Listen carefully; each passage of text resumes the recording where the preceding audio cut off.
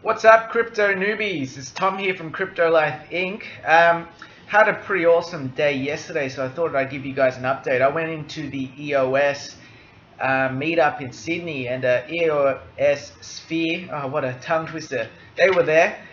So I got this cool shirt actually. Here you go, look at that. That's an EOS Block 1 sponsored shirt, and I got it for free. So I'm pretty happy with the meetup. There's free beers and everything. It was pretty cool.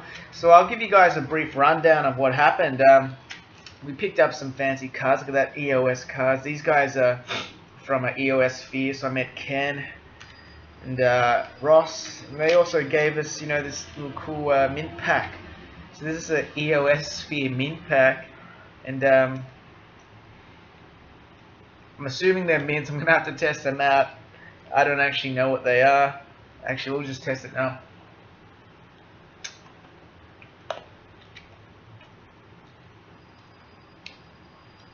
Yeah, they're mints. They're definitely mints. Anyways, guys, let's jump right into it and see what happened. And if you don't know what EOS is about, I'm going to create another video, a separate video looking into EOS as a project. But this one's just more about the meetup in general and what my general thoughts on it. So tune in, guys. I'll catch you in there. Hey guys, let's jump right into it and see what they talked about at this Sydney EOS meetup. So basically my take-home message from it was, look, they're trying to promote EOS in Australia. And if you're not familiar with EOS, actually I'll play a video that they actually played during the presentation, so you get a brief understanding from the founders of what EOS is. It's a blockchain platform, but I'll let them explain it, because they know what they're doing, right? They made it themselves. I'm sure they know more about it than I do. But EOS Sphere was there, and what these guys were doing there, I mean, I showed you the cards and some of their promotional materials, but basically there's going to be block producers, a total of 21 for EOS. And they're campaigning to be a block producer. So these guys are voted in, kind of like how witnesses are voted in for transactions. So basically everything is revolved on the EOS platform around a delegated proof of stake system. So we'll actually dive into this in a bit more detail. I don't want to get too technical because I might lose a few of you. But let's just jump in, enough of me, and just have a look at this video here. EOS is a decentralized autonomous corporation that is designed to allow people to build decentralized applications. It allows them to build them, host them, and govern them. It's our first open source software. And so it allows developers to build a blockchain. And it's a programmable blockchain that allows you to deploy applications without having to have any servers. And that's just the beginning of what EOS can enable.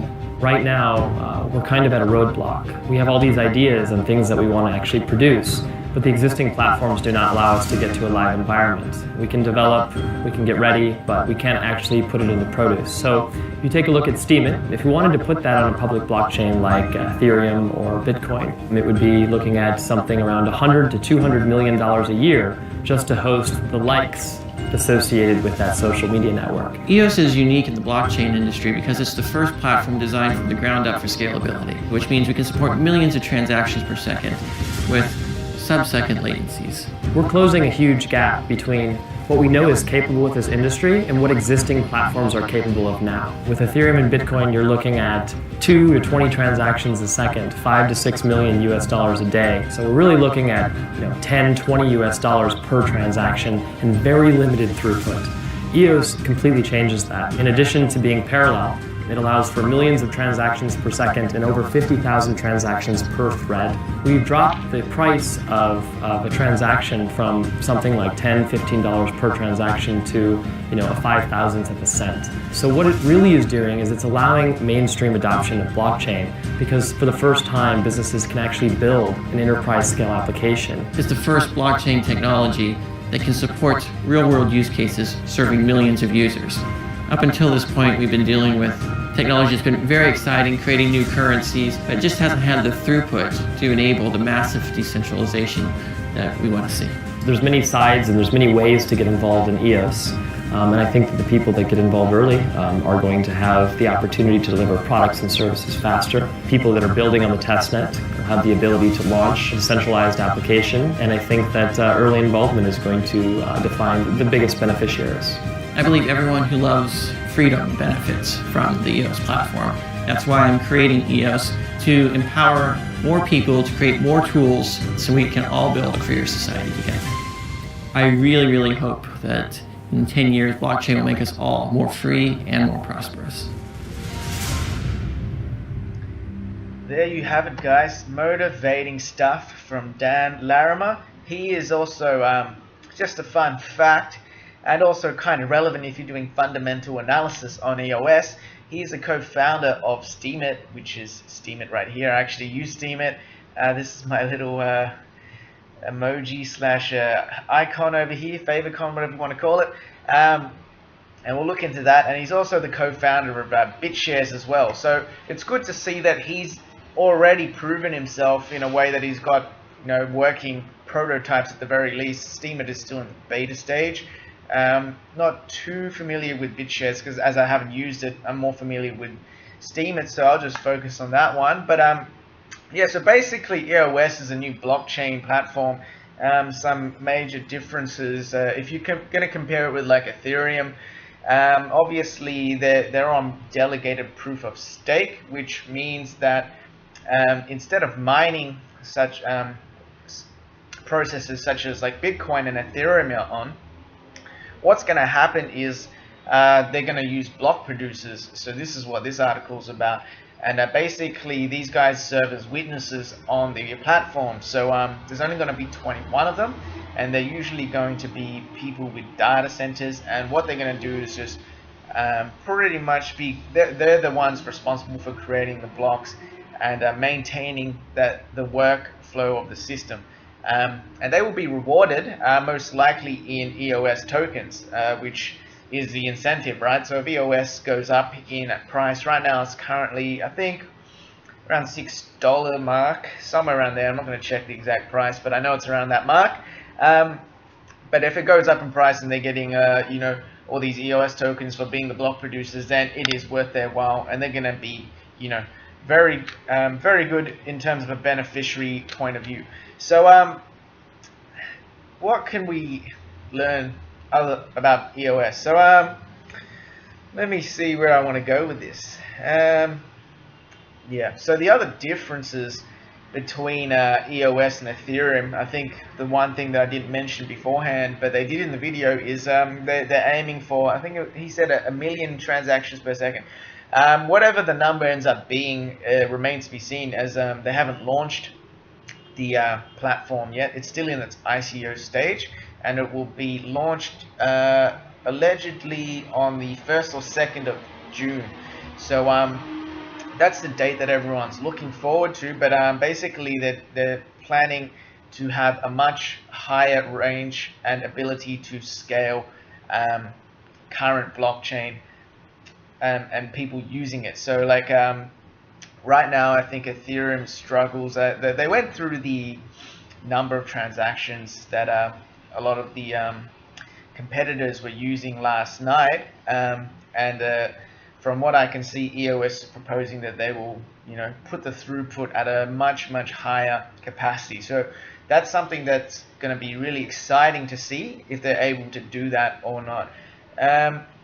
Now, I just wanted to explain briefly what this block producer was, because I really only learned about it yesterday. And my understanding of it is basically what I explained beforehand. You act as a witness for people who are using the EOS system, and all the transactions and everything go through these block producers, and they are, in a way, I mean, if you look at it in terms of like governance, they're like, the people in power, and they say, okay, these things are good, and they form the consensus, and then everything flows on the system. So if we take a look, we'll just have a look at this article and see what they say about it. So there's only going to be 21 block producers ever. That actually means there's only going to be 21 block producers that will be in use at any given time for the EOS platform. there's going to be 100 on standby. So if you've ever like had a job or something, or you know people who've had a job and they say they're on call, that's pretty much what the standby means for the block producer. So they are ready to work. They do get paid still in the incentive, so it's actually not too bad. You know, if you're going to be a beneficiary and just be on standby, you're not actually a block producer. You're just standing in just in case, you know, one of these guys either abuses their power or they can't fulfill whatever role they need to fulfill as a block producer, and then one of the standby people come up and stand in for them. So the incentive to actually be a block producer is actually quite high, because there's a lot of competition. So as you can see, there's already going to be 100 people immediately who are going to be able to fill the role of this 21 if you know, they end up being kicked out or voted out by the community. Basically, there's going to be a lot of people competing for those stand-in positions as well. So that is it's something that you can benefit a lot from. So if you're going to be maintaining the network, you're going to be rewarded quite well for that, and that's why it's of a high level of competition. So that's why it's really in the incentive of the block producers to stay where they are and to keep performing at an optimal level, so they do not get voted out by the community, because they are getting a lot of benefits just by being a block producer of EOS. So that's my take on it. If you guys think there's anything I missed out on or was incorrect, do leave it in the comments below. I'd love to hear feedback and we can create a discussion and whatnot. Let's just look a bit further into this. I just wanted to see if I missed any other points. So we got POW. POW's proof of work, by the way, if you guys are wondering, which is true, of course. Okay, yeah, so they're talking about mining here. So yeah, obviously the deviation from mining, which is what Ethereum is on, and what like things like Bitcoin are on. Ethereum are trying to move on to proof of stake as well with the Casper network. So that's something else that we can mention in another video. I'll probably have a look into that there. But this one is just more about the block producer, so their responsibilities. So here we look at the technicals. So they got creating blocks, file hosting, backup servers, seed node. So if you don't know what any of those are, look mate, just Google them. I could sit here and explain it to you, but it's much quicker if you just like, you know, control this, copy it, and just Google it.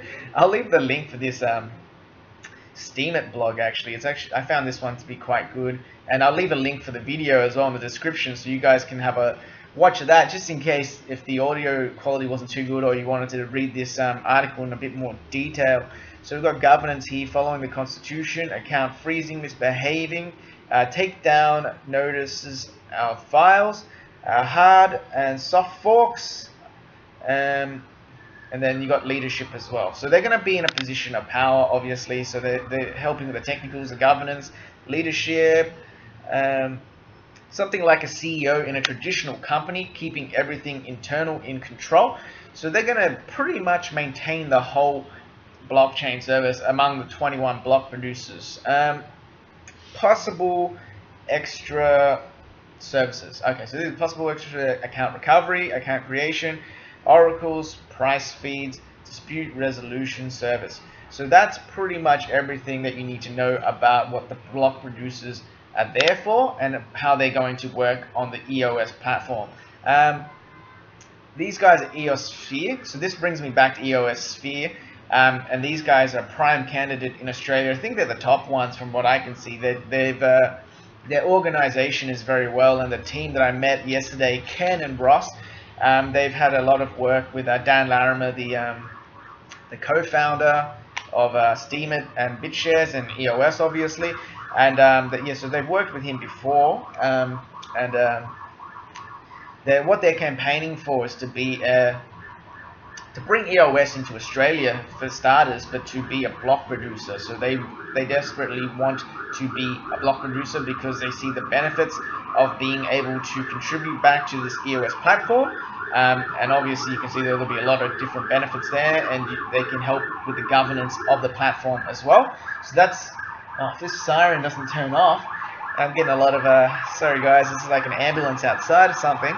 I actually tried to jump on their website. Unfortunately, it's not up, so hopefully they fix it up soon so we can have a look, and they'll have their team up there or anything. But right now, I was on their Twitter, and this is the meetup that I went to. Actually, no, this is the Melbourne one. Yeah, they went to Melbourne today, but this is the meetup I went to yesterday, so they had some photos.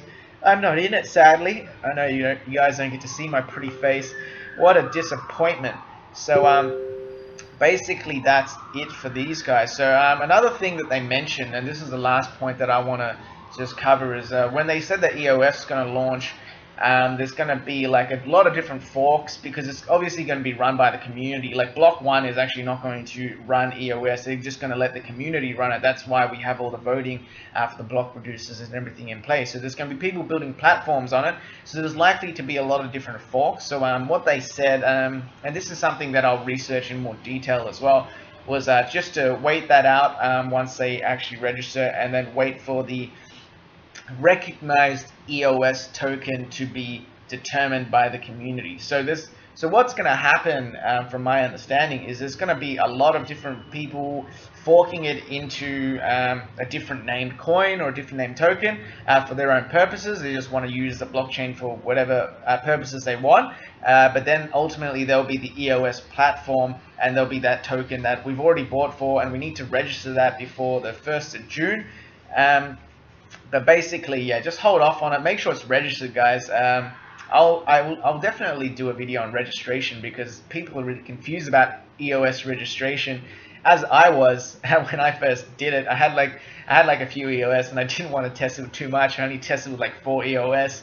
Ended up getting like 3.7 registered on my Ether wallet. So I'll do a little tutorial on that in the next video. But yeah, so basically those are the topics that we covered in the Sydney meetup. I met a lot of cool guys. As I said, there was free beers there. If you guys are in Sydney, there's always these meetups around.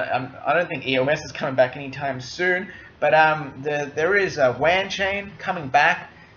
Coming. I don't think they've been here before. I don't know why I said coming back. Anyways, whether they came or not, you know, you can do your research on that. They're coming to Sydney on the 22nd of March, so I'm going to be going to that one. I don't know if there's free beers there, but you know, that's just a bonus in my opinion. I'm just there for the technology and to meet some of the people in the space. So yeah, you know, feel free to join up on that. You can find the events on meetup.com. So basically what you do is just jump onto meetup.com and just type in like WAN chain meetup, and you'll find it through that. You'll find the event through there. So hopefully this video is just giving you a good understanding of what EOS is about.